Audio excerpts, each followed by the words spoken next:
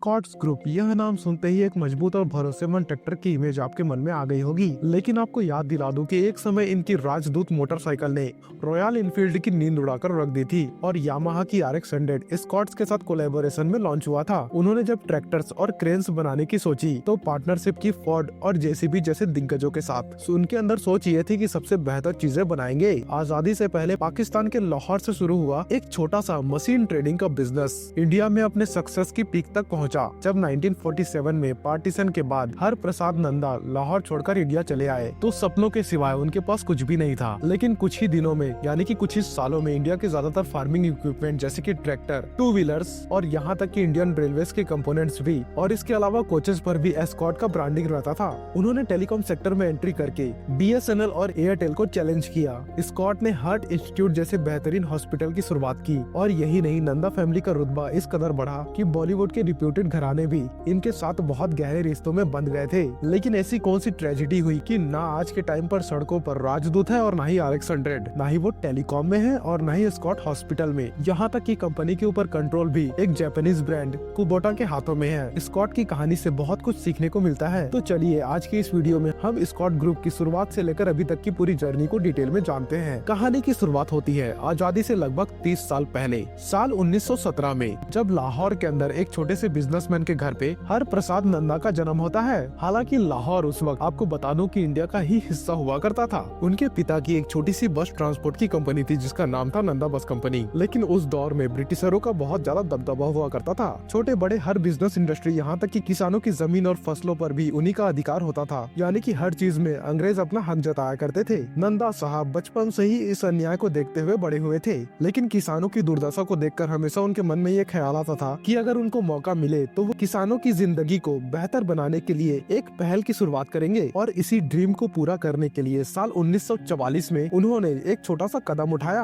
और Scott agents limited नाम से एक छोटे से कंपनी की स्टार्ट की। ये कंपनी ट्रैक्टर और फार्मिंग इक्विपमेंट यानी कि हार्वेस्टर वगैरह की एजेंट के रूप में काम किया करती थी। लेकिन नंदा साहब का ये सफर इतना आसान नहीं था क्योंकि बिजनेस को अभी ट्रैक पे आना बाकी था। फिर लोग अंग्रेजों के खिलाफ सड़क पर उतर आए थे। फिर साल आता है 1947 का, जब हमारे देश भारत को आजादी मिलती है और इस बंटवारे ने लाखों लोगों की जिंदगी के साथ HP नंदा की भी जिंदगी को बदल कर रख दिया था। हालांकि उन्होंने अपनी आने वाली जिंदगी को इंडिया में बिताने का फैसला किया और ये कहा जाता है कि जब वो लाहौर छोड़कर दिल्ली आए थे तो उनके पास मात्र 5,000 रुपए और मात्र 2 कारें थी। लेकिन उनके इरादे बहुत ज्यादा मजबूत थे। उनका टारगेट ये था कि इंडियन फार्मिंग सेक्टर में एक रिवॉल्यूशन लाना, जो उस समय के खेती के तरीकों से बिल्कुल भी पॉसिबल नहीं था। और भारत के किसानों को जरूरत थी सस्ती मशीनों और फार्मिंग इक्विपमेंट की, ताकि कम मेहनत में ज्यादा फसल उगाई जा सके। लेकिन उनकी हैसियत ऐसी नहीं थी कि वे खुद ऐसे बड़े बड़े मशीनों का प्रोडक्शन स्टार्ट कर सके। इसीलिए उन्होंने ये फैसला किया कि सबसे पहले वे विदेशी कंपनियों के साथ साझेदारी में किसानों की जरूरतों को पूरा करेंगे। और यही सब सोचकर 1949 में वो मैसिव फर्गुसन ट्रैक्टर के डिस्ट्रीब्यूटर बन गए। इस तरीके से उनको इंडियन फार्मर्स के साथ सीधा जुड़ने का मौका मिल गया। साल 1951 में जब उनके पास कुछ पैसे इकट्ठा हो गए थे तो HP नंदा को ये लगा कि अब ट्रेडिंग से आगे बढ़ने का समय आ गया है। लेकिन उससे पहले उन्होंने एक स्ट्रेटेजी के तहत इंडिया का पहला फार्म मैकेनाइजेशन इंस्टीट्यूट की शुरुआत की, ताकि मशीन्स और ट्रैक्टर के बारे में लोगों को जानकारी दी जा सके। साल आता है 1959 का। 10 साल के तजुर्बे के साथ अब सही समय आ गया था ट्रैक्टर के प्रोडक्शन में उतरने का। लेकिन उससे पहले स्कॉट एजेंट लिमिटेड को एक पब्लिक एजेंट लिमिटेड के तौर पे स्टैब्लिश किया गया और कंपनी का नया नाम रखा गया स्कॉट्स लिमिटेड। फिर 2 साल की कड़ी मेहनत के बाद साल 1961 में हरियाणा के फरीदाबाद में स्कॉट्स की पहली प्रोडक्शन यूनिट की शुरुआत की गई और पोलैंड की मशहूर कंपनी अर्सस के साथ टेक्निकल कोलैबोरेशन ने स्कॉट्स ने अपना पहला ट्रैक्टर इंडिया में लॉन्च किया। फिर धीरे धीरे अपने प्रोडक्शन की कैपेसिटी को बढ़ाते हुए हार्वेस्टर और रोटावेटर जैसे खेती से जुड़े हुए और भी प्रोडक्ट मार्केट में उतारे। यानी कि ये सारे के सारे फार्मिंग इक्विपमेंट जो कि किसानों को मदद करने वाले थे उनकी फार्मिंग में। लेकिन क्वालिटी को लेकर वो इतने ज्यादा सीरियस थे कि उन्होंने फोर्ड के साथ भी पार्टनरशिप कर ली और इसके बाद कई सारे नए नए ट्रैक्टर्स मार्केट में लॉन्च किए गए और इंडियन फार्मर्स के बीच स्कॉट का नाम फेमस होने लगा, यानी कि पॉपुलर होने लगा। अब इसमें कोई दो राय नहीं थी कि एग्रीकल्चर सेक्टर नंदा साहब की फर्स्ट प्रायोरिटी थी। लेकिन देश में तेजी से बढ़ते हुए इंफ्रास्ट्रक्चर और इंडियन रेलवेज के एक्सपेंशन ने उन्हें इन सभी चीजों में बहुत ज्यादा पोटेंशियल दिखाया और इस सेक्टर में भी वो अपने बिजनेस को एक्सपैंड करना चाहते थे। फिर क्या था, JCB जैसे दिग्गज के साथ कोलैब करके स्कॉट्स ने क्रेन और फोर्कलिफ्ट जैसे material handling and construction equipment भी बनाना शुरू कर दिया और जल्द ही वो इंडियन रेलवेज के सबसे ज्यादा रिलायबल पार्टनर्स भी बन गए और इसके साथ वो रेलवे वैगन्स, ब्रेक्स, सस्पेंशंस, इसके अलावा कपलिंग और टेम्पर्स भी वो लोग बनाने लगे और इन सभी के सभी पार्ट्स के ऊपर एस्कॉर्ट्स का ही नाम दिखने लगा, यानी कि उनकी ब्रांडिंग। और देखा जाए तो तब से लेकर आज तक पूरे के पूरे टाइम इंडियन रेलवेज का साथ एस्कॉर्ट ने दिया है। फिर आता है 1960 का दशक। एचपी नंदा का कॉन्फिडेंस 7वें आसमान पर पहुंच चुका था। देश की बढ़ती जरूरतों और ग्रोथ की पॉसिबिलिटीज को देखकर उन्होंने ये सोचा कि क्यों न बिजनेस को और भी ज्यादा सेक्टर्स में डाइवर्सिफाई किया जाए और यहीं से एस्कॉर्ट्स की कहानी अब एक नया मोड़ लेने वाली थी। मार्केट को एनालाइज करने के बाद एचपी नंदा को यह महसूस हुआ कि देश के मिडिल क्लास और गरीब किसानों को एक सस्ते और भरोसेमंद टू व्हीलर की जरूरत है, क्योंकि उस वक्त मार्केट में अवेलेबल बुलेट और यस्डी जैसी भारी भरकम और महंगी बाइक्स को खरीदना और उन सभी का मेंटेनेंस करवाना सभी के लिए पॉसिबल नहीं था। वह इस पर भी काम पर लग गए और दुनिया के टॉप टू व्हीलर कंपनीज के साथ बातचीत में लग गए, यानी कि प्लानिंग में लग गए। और पहली डील फाइनल होती है पोलैंड की एक कंपनी SHL मोटर्स के साथ, जिनके साथ पार्टनरशिप करके उन्होंने राजदूत मोटरसाइकिल को इंडिया में लॉन्च किया। लाइट वेट, फ्यूल एफिशिएंट और लो मेंटेनेंस होने की वजह से ये गाँव की खराब रोडों में और यहाँ तक कि शहर के प्लेन रोड्स में भी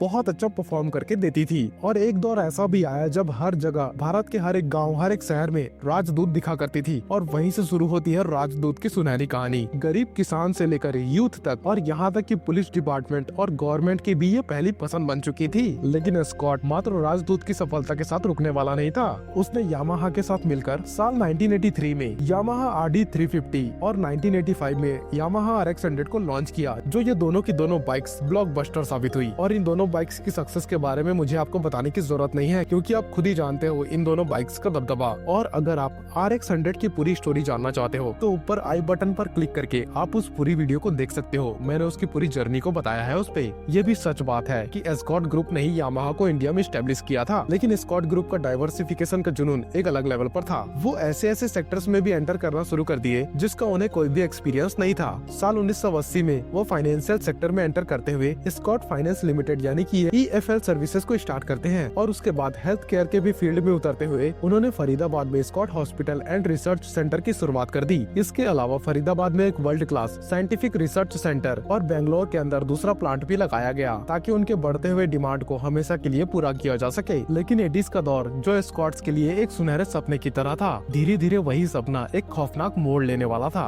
कुछ ऐसी गलतियां हो रही थी जो कि आगे चलकर एस्कॉट्स को बर्बाद करने वाली थी। चलिए उन गलतियों के बारे में जानते हैं। एचपी नंदा के दो बेटे थे, राजन नंदा और अनिल नंदा, जिसमें से उनके बड़े बेटे राजन नंदन 1965 के आसपास पिता को अपने बिजनेस में मदद करने लगे थे। हालांकि देखा जाए तो उस वक्त उनकी उम्र 25 साल से भी कम थी, लेकिन 80s आते आते राजन नंदा ही कंपनीज के बड़े बड़े फैसलों को लिया करते थे। और हाँ, राजन नंदा की शादी ने भी उन दिनों बहुत सुर्खियां बटोरी थी, क्योंकि एचपी नंदा ने उनकी शादी हिंदी सिनेमा के शोमैन कहे जाने वाले राज कपूर की बेटी रितु नंदा से कराई थी। फिर साल आता है 1995 का। सभी बड़े बड़े बिजनेस घराने इंडिया के टेलीकॉम सेक्टर में अपनी दिलचस्पी दिखा रहे थे। राजन नंदा को ये लगा कि अब उनका फ्यूचर वही है, और बिना कुछ सोचे समझे वो हांगकांग की कंपनी फर्स्ट पैसिफिक के साथ पार्टनरशिप में आ गए। और ये पार्टनरशिप करने के बाद उन्होंने टेलीकॉम सेक्टर में अपनी एंट्री मार ली और उत्तर प्रदेश, हरियाणा और केरला में एस्कॉटेल के नाम से 2G की सर्विसेज को स्टार्ट कर दी। अब एस्कॉट्स के लिए यहाँ पर तकलीफें ये थी कि जल्दबाजी में ही सही, लेकिन उन्होंने अपने बिजनेस को बहुत सारे अलग अलग सेक्टर्स में डाइवर्सिफाई कर दिया था। लेकिन डाइवर्सिफिकेशन करने के बाद इन सब चीजों को संभालना उनके लिए बहुत मुश्किल हो गया था। जहाँ पर महिंद्रा ने ट्रैक्टर और फार्मिंग इक्विपमेंट के सेक्टर में उनकी फर्स्ट पोजीशन उनसे छीन ली थी, वहीं पर फाइनेंस सेक्टर में गवर्नमेंट की रेगुलेशन की वजह से उनको बहुत ज्यादा भर भर के नुकसान होने लगा था। और रही सही कसर 1991 में आई लिबरलाइजेशन ने पूरी कर दी, जब हीरो होंडा, सुजुकी और बजाज की बेहतर गाड़ियां इंडियन मार्केट में अपनी दबदबा बनाने लगी, क्योंकि उनके लाइट वेट और फ्यूल एफिशिएंट वाले बाइक्स के सामने एस्कॉट सर्विसेज का राजदूत और यामाहा टिक नहीं पाया और इन दोनों बाइक्स की सेल धीरे धीरे गिरने लगी थी। और इस वक्त राजन नंदा बिल्कुल अकेले पड़ गए थे, क्योंकि पिता की उम्र ज्यादा होने की वजह से उनके पिता ने बिजनेस से दूरी बना ली थी। और राजन नंदा के बेटे निखिल की उम्र मात्र 15-16 साल की थी। और आपको तो पता ही है, इस टाइम पर आई एक ग्लोबल मंदी और लेबर स्ट्राइक्स ने पूरी की पूरी इंडस्ट्रीज को हिलाकर रख दिया था। एस्कॉट के प्रोडक्शन पर भी इसका बहुत बुरा असर पड़ा था और पूरे की पूरी कंपनी का फ्यूचर बिल्कुल से डार्क दिखने लगा था। जरूरत थी यहाँ पर फौरन कुछ एक्शन लेने की, और एस्कॉट मैनेजमेंट ने ये फैसला किया कि वो अपने कोर बिजनेस यानी कि ट्रैक्टर्स और कंस्ट्रक्शन इक्विपमेंट के बिजनेस को बचाने के लिए दूसरे लॉस मेकिंग बिजनेसेस को बंद कर देंगे हमेशा के लिए। ये दौर था साल 2005 के आसपास का। सबसे पहले स्कॉट फाइनेंशियल सेक्टर से एग्जिट हो गया और EFL के ऑपरेशंस को हमेशा के लिए बंद कर दिया गया। फिर उन्होंने अपने टू व्हीलर के बिजनेस से बाहर निकलने का फैसला किया, लेकिन राजदूत और RX 100 जैसे पॉपुलर बाइक्स का प्रोडक्शन बंद करना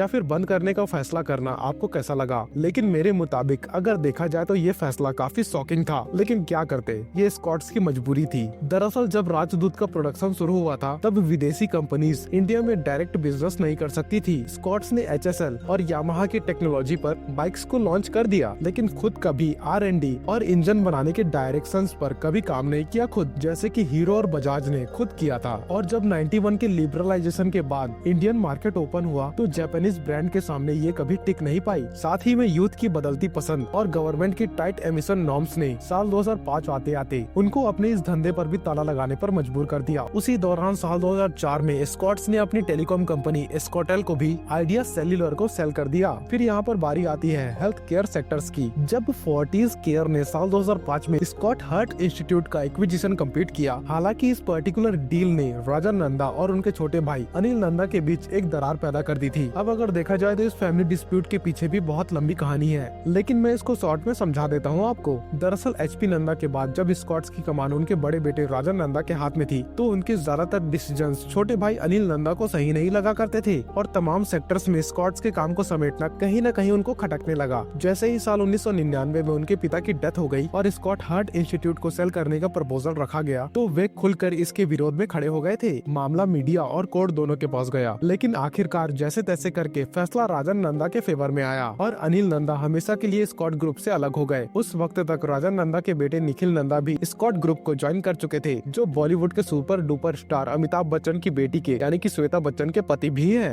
अब स्कॉट्स के पास अपने कोर बिजनेस पर फोकस करने का पूरा मौका था। उन्होंने अपने popular tractor brand Farmtrac और पावर ट्रैक ट्रैक्टर्स को टेक्नोलॉजी और फीचर्स के मामले में और भी बेहतर बनाने पर काम शुरू कर दिया। साथ ही छोटे छोटे किसानों की जरूरतों को ध्यान में रखते हुए स्टील ट्रैक के नाम से कॉम्पैक्ट ट्रैक्टर्स को भी लॉन्च कर दिया। लेकिन फाइनेंशियली वो बहुत ही ज्यादा कर्ज में डूबे हुए थे।